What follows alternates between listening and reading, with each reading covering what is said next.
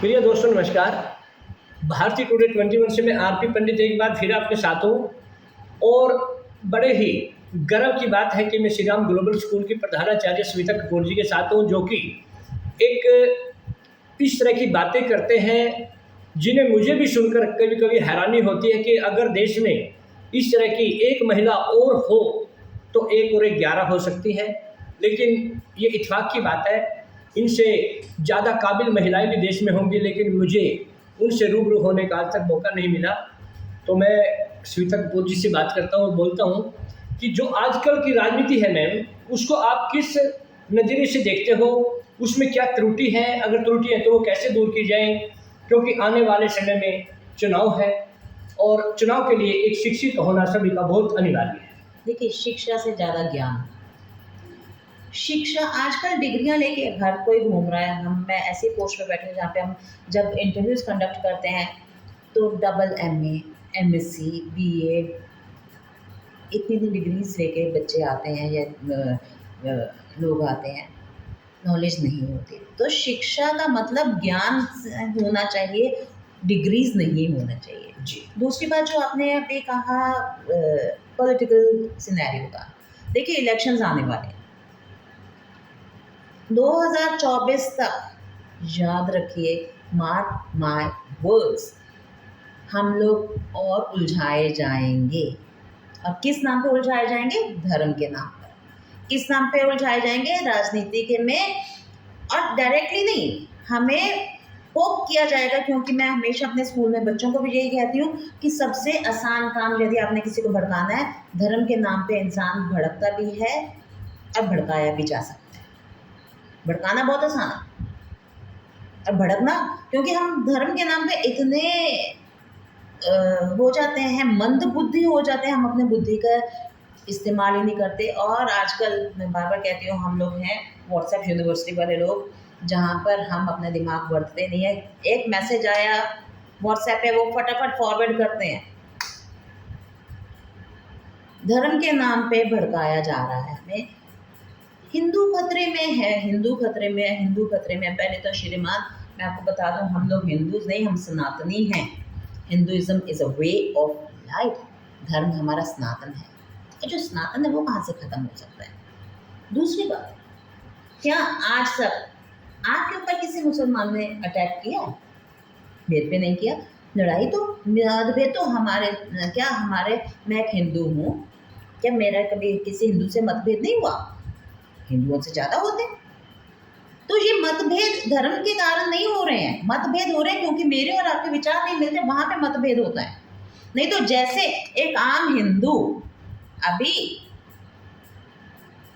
महंगाई के करके त्राही त्राही कर रहा है, वैसे एक मुसलमान कर रहा है। क्या मुसलमान के पास पैसा ज्यादा थोड़ी आ रहा है? अभी हम नूह की बात करें, नूह में वो बच्चा जो मारा गया पानीपत का, धर्म के नाम पे मारा गया ना। हमने इन बच्चों को प्रोवोक कर दिया, इतना प्रोवोक किया कि वो अपना काम दिहाड़ी छोड़ के उधर तक पहुंच गए बच्चे। क्या गलत हुआ? बिल्कुल गलत हुआ। किसी का भी वो, क्या फिर मुसलमान का बच्चा मरना सही है? या हिंदू का बच्चा, किसी का भी बच्चा मरना?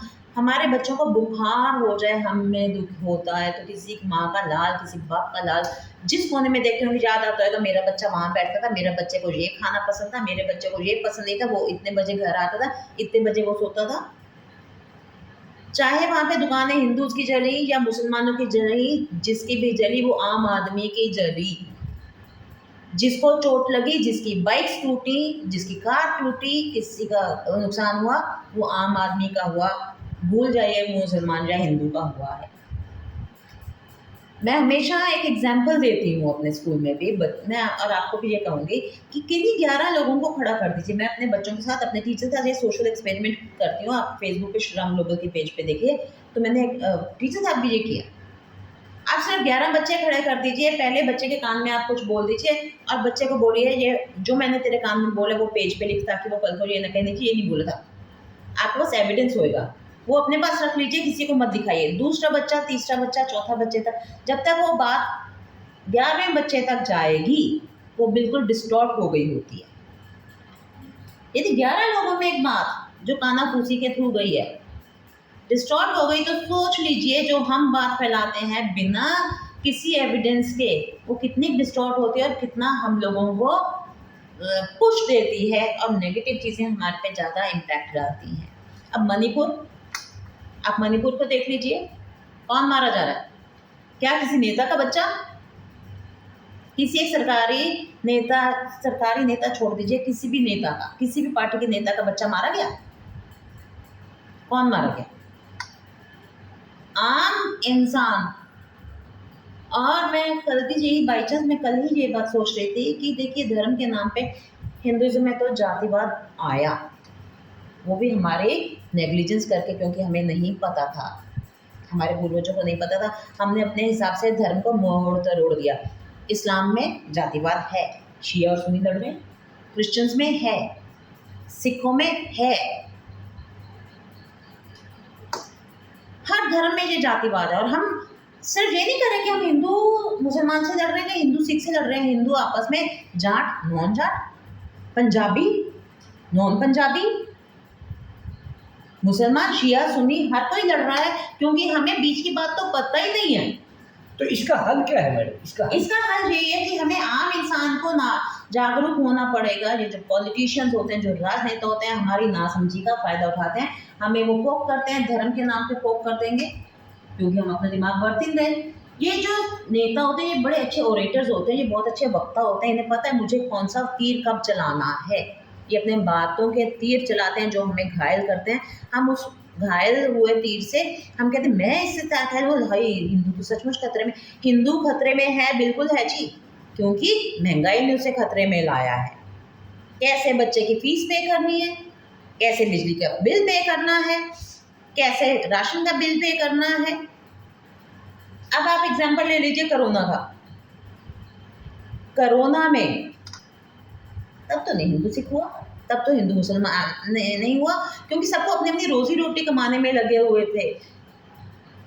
लेकिन आम इन टाइम में, और स्पेशली जब इलेक्शंस आते हैं, अभी तो सिर्फ मणिपुर सुलगा है, अभी तो नूह सुलगा है, 2024 तक आने दीजिए। यदि हम आम जन ने दिमाग नहीं बरता, if we don't use our brains, पूरा हिंदुस्तान में आग लगने में टाइम नहीं लगेगा।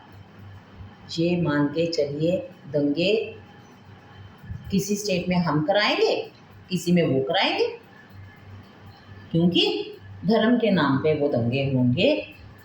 हम शिक्षा की बात करते ही नहीं, हम हेल्थ की बात तो कर ही नहीं रहे, शिक्षा के नाम पे तो हम स्कूल्स बंद कर रहे हैं। और मैं as a private school principal मैं हंस रही होती हूँ कि यदि सरकार, अच्छा है ये सरकारी स्कूलों की तरफ ध्यान नहीं देती, यदि ये लोग ध्यान से पढ़ाने लग जाए, भाई हम तो बेरोजगार हो जाएंगे, हमें तो और कुछ आता ही नहीं। कविताएं लिखने से, मैं कविताएं लिखती हूँ, कविता लिख के मेरा पेट नहीं भरेगा। जहाँ पे ध्यान देना है ह्यूमन रिसोर्स बनाने के लिए, एजुकेशन, ट्रेनिंग और हेल्थ, ये 3 चीज़ों पे ध्यान दे दीजिए। मेरे पास ट्रेनिंग होएगी, मेरे पास एजुकेशन होएगी, मेरे पास हेल्थ होएगी, मैं अपने आप मेहनत कर लूँगी। हम किस पे ध्यान दे रहे हैं? भड़काने पे। हिंदुइज्म के नाम पे भड़का दीजिए, मंदिर के नाम पे भड़का दीजिए, धर्म के नाम पे भड़का दीजिए। रोजी रोटी का क्वेश्चन कोई नहीं पूछा इनसे। तो देखिए, श्वेता कपूर जी ने बहुत कम शब्दों में इतनी एक लंबी कथा और कहानी समझाने का प्रयास किया कि जो धर्म के नाम पर हिंदू, मुस्लिम, सिख, ईसाई के नाम पर जो पॉलिटिक्स होती है, सभी को इससे बचने की ज़रूरत है। क्योंकि जिस तरह के दंगे नूह और मणिपुर में आज मानवता को घायल कर रहे हैं, इसका जहर और ज़्यादा इलाके में फैलने की संभावनाएं हैं। साथ ही इन्होंने कहा कि आप अपने विवेक से काम लें, हिंदू, मुस्लिम, सिख, ईसाई आपस में इस विशाल भारत को और आगे बढ़ाकर उत्कृष्ट बनाने के पहल करें, न कि किसी पार्टी, किसी नेता के बहकावे में आकर हिंदू, मुस्लिम, सिख, ईसाई के नाम पर कहीं भी समाज में जहर घोलने से बचें। इन्हीं बातों के साथ हम कपूर जी से दोबारा फिर मुलाकात करेंगे। तब तक के लिए जय हिंद, जय भारत। जय